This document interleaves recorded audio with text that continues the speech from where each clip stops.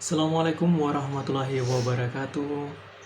Perkenalkan, nama saya Muhammad Alfianto. Saya mahasiswa Universitas Siber Asia dengan nomor induk mahasiswa 2202 01010154, jurusan manajemen.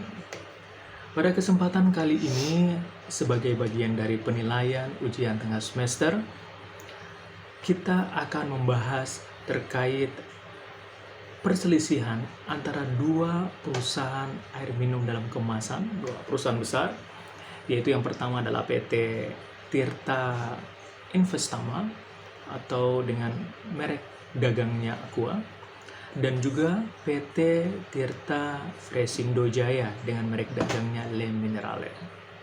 Seperti apa kasusnya dan bagaimana kita melihatnya dari sudut pandang etika bisnis dan pengelolaan bisnis? Mari kita ketahui dulu bagaimana awal mula perselisihan mereka. Rekan-rekan, pada tahun 2016, Le Minerale melayangkan somasi kepada Aqua dan juga distributor dari Aqua karena ditemukan di lapangan bahwa Aqua dan distributornya melakukan praktek-praktek curang dalam memonopoli penjualan, di mana ditemukan berdasarkan beberapa bukti bahwa distributor dari Aqua dan bahkan Aqua sendiri memberikan beberapa ancaman terhadap toko-toko yang menjual produk mereka, di mana intinya adalah mereka mengancam bagi setiap toko yang menjual produk Le Minerale di toko mereka, maka mereka akan menurunkan status dari Star Outlet. Kalau Star Outlet ini di perusahaan Aqua ini adalah level yang dimana ketika mereka melakukan pembelian, mereka selalu mendapatkan keringanan-keringanan atau diskon dan segala macam. Mereka akan menurunkan status tersebut dari Star Outlet menuju ke wholesaler, di mana wholesaler ini adalah statusnya sebagai penjual eceran gitu. Nah, yang dampaknya tentunya ketika mereka menjualkan produknya atau mereka membeli produk Aqua, maka mereka akan dikenakan lebih mahal 3% dari yang seharusnya. Nah, tentunya hal ini memberatkan para penjual karena tentunya akan merugikan bisnis mereka.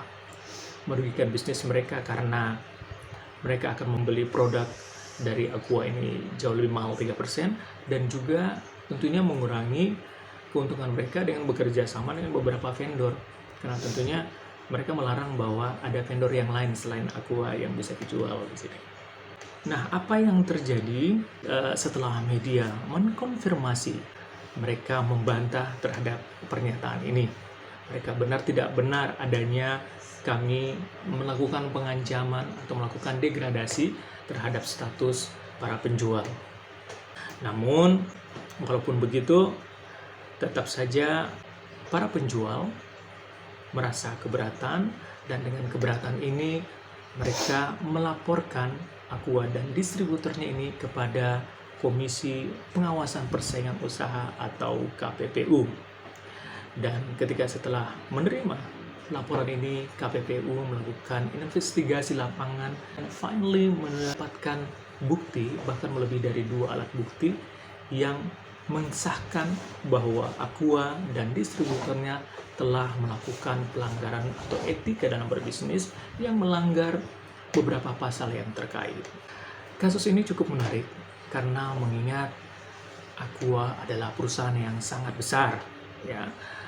Brandingnya tidak diragukan lagi. Bahkan untuk di Indonesia, air minum dalam merek apapun, masyarakat Indonesia akan menyebutnya Aqua.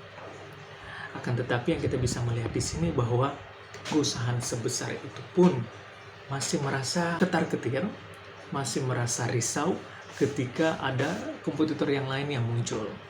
Itu terbukti ketika Le Minerale muncul di tahun 2015, memang penjualannya cukup tinggi.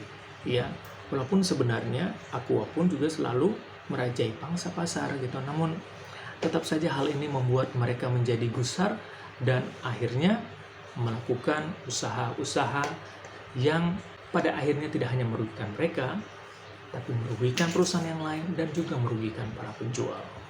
Sekarang, mari kita membahas dalam sudut etika bisnis atau menjalankan sebuah bisnis. Tentunya kita tidak hanya berorientasi terhadap revenue, kita tidak berorientasi terhadap pencapaian-pencapaian. Ya. Namun, seharusnya kita atau perusahaan itu harus tumbuh lebih sehat lagi.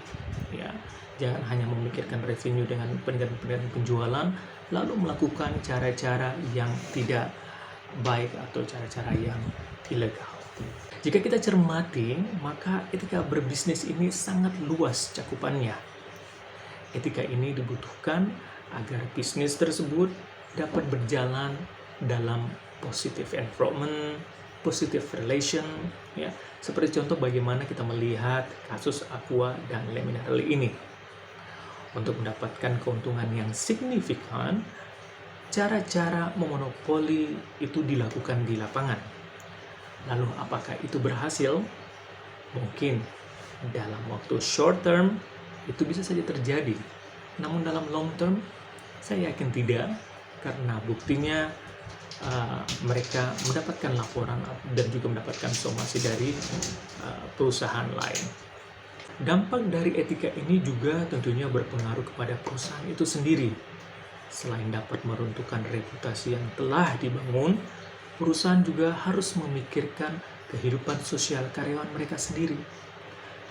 Karyawan Aqua sendiri berpotensi untuk mendapatkan penghakiman dari masyarakat luas.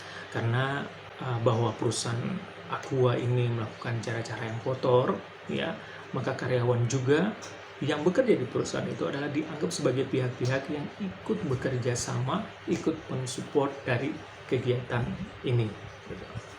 Nah, ini yang seharusnya mungkin tidak adil ya, karena mungkin saja karyawannya adalah benar-benar karyawan yang bekerja, yang mencari nafkah untuk keluarganya, ya, tidak tahu dalam hal bagaimana cara mendistribusikan produk-produk tersebut, namun mereka mendapatkan dampak dari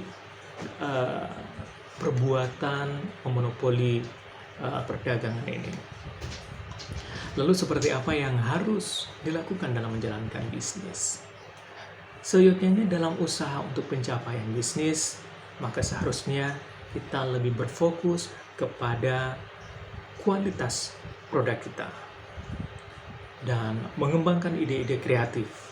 Fokus kepada segala hal yang berhubungan dengan kelangsungan bisnis tersebut, seperti taat pajak, terus taat dalam pengelolaan limbah, karena limbah itu berurusan dengan kepentingan masyarakat luas. Memperhatikan kesejahteraan karyawan, karena tentunya karyawan yang bahagia adalah keuntungan untuk perusahaan. Yang pada umumnya adalah ketika karyawan bahagia, itu berbanding lurus dengan kesuksesan perusahaan itu tersebut. Serta tentunya membuat CSR ya sesuai dengan kemampuan perusahaan tentunya. Baik, demikian yang bisa saya sampaikan terkait ulasan tentang perselisihan antara Aqua dan Le Minerale dipandang dari sisi etika bisnis dan pengelolaan bisnis. Sebelum saya akhiri, ada satu hal yang bisa saya ambil dari kejadian ini, yang bisa kita ambil dari kejadian ini, bahwa untuk perusahaan sebesar Aqua dengan branding yang begitu besar, ya, yang merajai penjualan di bidang air minum kemasan, masih saja terus memikirkan untuk pencapaian target. Ya, saya tidak mengajak dalam hal yang negatif, namun ini lebih positifnya, bahwa untuk perusahaan sebesar itu pun juga masih tetap terus membuat iklan-iklan, menciptakan branding dan segala macam. Lalu bagaimana dengan kita? Apakah kita mudah menyerah terhadap bisnis yang kita jalankan? Atau apakah kita telah berpuas hati ketika bisnis kita mendapatkan achievement? Mari menjadi pebisnis yang handal dengan menjadi entrepreneur yang berkualitas.